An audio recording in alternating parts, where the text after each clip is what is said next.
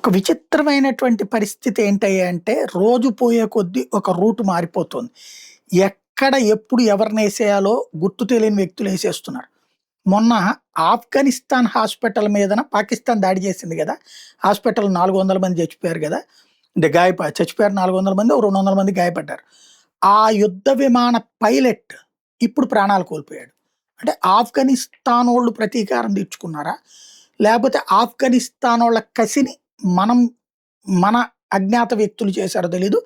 Pakistan pilot Hussain Iqbal తాజాగా గుర్తు తెలియని వ్యక్తుల చేతిలో ప్రాణాలు కోల్పోయాడు. ఫైజల్ టౌన్‌లో లాహోర్ దగ్గర ఉన్నటువంటి ఫైజల్ టౌన్‌లో అతను నివసిస్తా ఉంటాడు. తాజాగా అతనికి శరీరం అనేది హాస్పిటల్‌లో పోస్ట్ మార్టానికి పంపించబడింది. ఎందుకు చచ్చిపోయాడు? ఎవరు చంపేశారు? అన్నది మాత్రం పాకిస్తాన్ బయట పెట్టట్లేదు. అది తాలిబాన్ల ప్రతీకారమా? లేదా తాలిబాన్ల కోసం భారత నిఘా వర్గాలు చేయించిన ప్రతీకారమా అనేది అర్థం కావట్లేదు.